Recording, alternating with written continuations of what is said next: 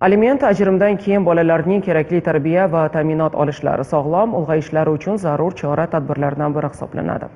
Afsuski, bu mas'uliyatni ba'zi aliment to'lovchilar to'liq his etishmaydi. Jinoyat ishlari bo'yicha Dehqonobod tuman sudida ana shunday aliment pulini to'lamagan otaning ishi muhokama qilindi. Muxbirimiz Shavkat Aminovning lavhasi shu haqda. Farzandlariga aliment to'lashdan bo'yin tovlab kelgani yetmagandek, o'g'irlik jinoyatini sodir qilgan ushbu fuqaro sudda javobgarlikdan qochish uchun odatdagidek bahonalariga tayandi. Yengillik qilib bermayman. Endi ishga kirdim, to'lab beraman, hamma zararlarni qoplab beraman. Muddat beraman. Bungacha bo'lgan jarayonda unga bir necha bora ogohlantirishlar, tushuntirishlar orqali yengillik berilgan bo'lsa-da, u otalik mas'uliyatini unutgandi. Qo'shimchasiga sodir qilgan jinoyati sabab endilikda jazosi ham og'irlashadigan bo'ldi. Qolaversa, sudya tomonidan unga aliment majburiyati xususida ham yana bir bor zarur tushuntirishlar berib o'tildi.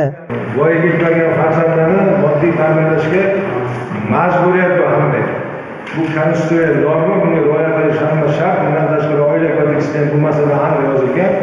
Siz birinchi marta emas, bu avvalgi holat bo'yicha sizga nisbatan sud chiqqan, ijro organlari tomonidan bir necha marta ogohlantirilgansiz. Qonuniylikni ta'minlashning muhim omillaridan biri bu jamiyatda adolatni qaror toptirishdir. Bugun turli bahonalar bilan voyaga yetmagan farzandlarni taqdir hukmiga tashlab qo'yish, ular ta'minotidan qochish, sud tomonidan tayinlangan jazoga nisbatan mas'uliyatsizlik qilish kabi harakatlarning oqibatlari jiddiyroq chora ko'rilishiga olib kelishi muqarrar. Jinoyat ishlari bo'yicha Dehqonobod tumani sudi tomonidan o'tkazilgan sayyor sud majlisida aynan ushbu jihatlar yaqqol namoyon bo'ldi.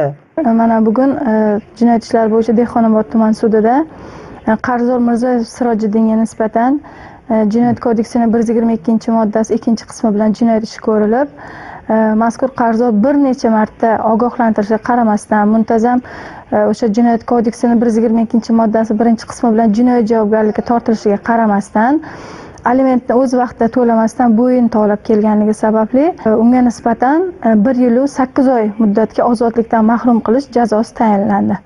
Bo'lib o'tgan sud davomida ayblanuvchilar tomonidan bildirilgan fikrlar, ish bo'yicha to'plangan hujjatlar batafsil muhokama qilindi. Jumladan, sud tomonidan tayinlangan jazoni probatsiya nazoratida o'tab kelayotgan ushbu mahkum belgilangan cheklovlarni muntazam buzib kelgani ortidan jazoning qolgan qismini panjara ortida o'taydigan bo'ldi. Albatta, u harakatlarni oqlashga astoydil urindi, biroq keltirilgan dalillar buning aksini ko'rsatdi.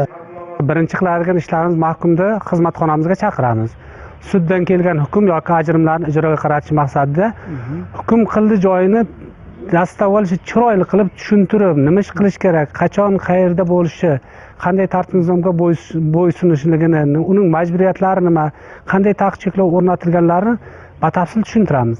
Yuqorida ta'kidlaganimizdek, jamiyatda adolatni qaror toptirishda qonun ustuvorligini ta'minlanishi muhim jihat sanaladi. Farzand tarbiyasidagi mas'uliyat, uning ta'minoti masalalari va jazo o'tash qoidalariga amal qilishga panja ortidan qaralarkan, keyingi bahonalar naf bermasligi mumkin.